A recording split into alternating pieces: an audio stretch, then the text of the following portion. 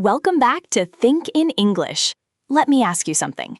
Have you ever come back from a trip feeling like you learned more in a week than you did in months of normal life? For a long time, I've believed that some of the most important life lessons don't come from classrooms. They don't come from exams, textbooks, or even university degrees. They come from experience. And for many people, one of the richest sources of experience is travel. I've always found it interesting that two people can read the same book about a country, watch the same documentary, and learn the same facts, yet the person who actually visits that place often comes back with a completely different understanding. There is something about standing in a new environment, hearing unfamiliar languages around you, and navigating a culture that isn't your own that changes the way you think. Honestly, I think most people have at least one trip like that. The kind of trip where you come home feeling like something shifted, even if you can't quite explain what it was. Travel teaches in a way that's difficult to explain until you've experienced it yourself. Before you visit a place, you usually have a picture of it in your mind, sometimes from movies, social media, or things you've heard from other people.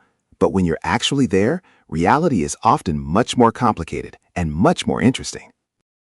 That's why I've always felt that travel isn't really about collecting photos or checking places off a list. At its best, travel challenges assumptions. It forces you to pay attention, and sometimes it teaches lessons you weren't even looking for. One thing travel does really quickly is show you how small your own world actually is. When we grow up in one city or one country, we naturally begin to think that the way things are done around us is normal. The food we eat, the schedules we follow, the way we communicate, even the things we consider polite or rude, all seem obvious. Then we travel somewhere else, and suddenly we discover that people can live completely differently and still be perfectly happy. And that's one of the healthiest lessons a person can learn. The more we travel, the more we realize that our perspective is only one perspective among millions. We stop seeing our own experiences as the center of everything. Instead of judging differences immediately, we become curious about them. Although I don't think travel automatically creates that kind of openness. What do you mean? I've met people who travel extensively and still hold on to the same assumptions they had before. I think curiosity matters just as much as the travel itself. That's true. Simply moving from one place to another isn't enough. The real value comes from being willing to pay attention and question what you think you already know. Right, and it sounds obvious when you say it out loud, but honestly, it changes the way you see everything. I've noticed that people who travel a lot often become better listeners. They ask more questions, they're more interested in understanding why people think the way they do, and that's a skill that improves every part of life. That's true. Simply moving from one place to another isn't enough. The real value comes from being willing to pay attention and question what you think you already know. Of course, books are valuable. I'm not saying they aren't. Books can teach history, explain culture, and introduce ideas from around the world. But certain things simply cannot be understood fully until you experience them. You can read about Tokyo, learn facts about it, and watch hundreds of videos online. But standing in the middle of that city, surrounded by the sounds, the lights, the people, and the energy, that's an entirely different experience. Suddenly, information becomes reality. I still remember the first time I visited Tokyo. I'd seen photos of it for years, so I thought I knew what to expect. But when I stepped out of the station and looked around, everything felt different from what I'd imagined.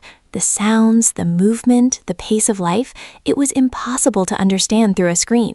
I think that's the moment I realized there's a difference between knowing something and experiencing it. Exactly. That's such a good example of what travel does. It turns abstract ideas into personal memories, and memories stay with us. Years later, you may forget statistics or dates, but you'll remember the conversation you had with a stranger on a train.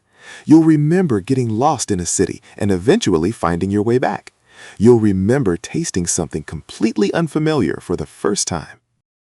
Those experiences become part of who you are, and in many ways, that's what real education is supposed to do.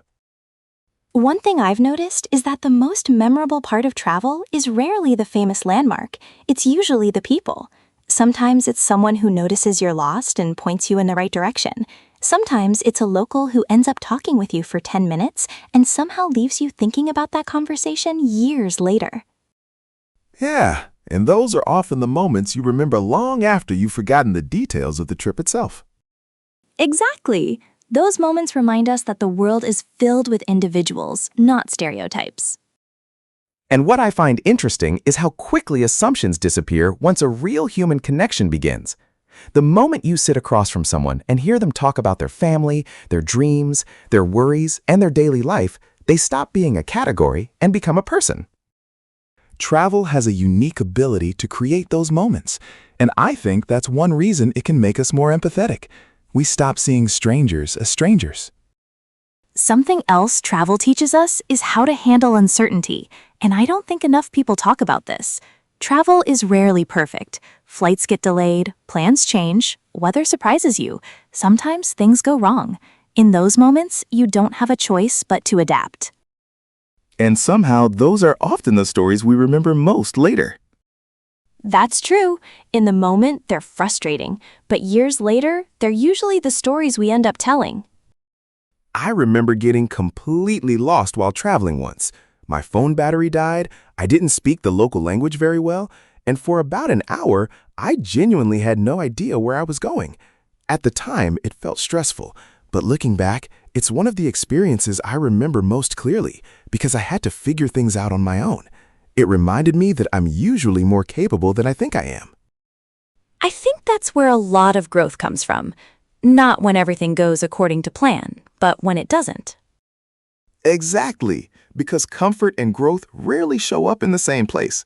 When you're in an unfamiliar environment, you're constantly solving small problems, making decisions, and figuring things out. Over time, you start realizing you're more capable than you thought, and that confidence doesn't disappear when the trip ends.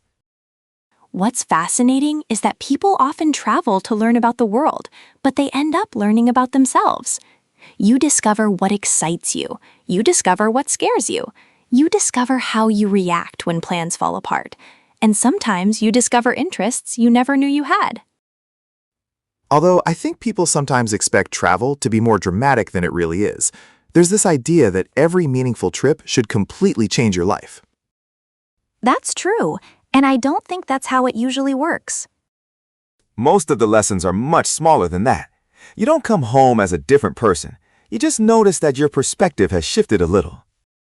And those small shifts are often the ones that stay with us the longest.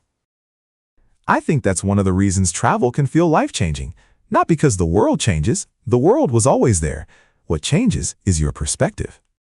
You come home seeing familiar things differently. Sometimes you appreciate your home more. Sometimes you realize you want something different from life. Sometimes you simply become more aware of possibilities you never considered before. The older I get, the more I believe that travel doesn't have to be dramatic to be meaningful. People often imagine that life-changing travel means crossing oceans or spending months abroad, but that's not always true. Even a short trip can teach something valuable. Even a weekend somewhere unfamiliar can shift the way you see things. I agree. The value of travel isn't measured in distance, it's measured in openness. I like that idea because I think a lot of people assume meaningful travel has to involve crossing continents or spending a lot of money. And that assumption probably causes some people to miss opportunities that are much closer to home. Exactly. Sometimes a new perspective is only a few hours away. The distance matters a lot less than the willingness to explore. If you're willing to pay attention, almost every journey has something to teach. A new place can teach patience. A new culture can teach respect. A difficult experience can teach resilience. And a beautiful moment can remind you how much there still is to discover. So, is travel really the best education? Maybe that's impossible to prove.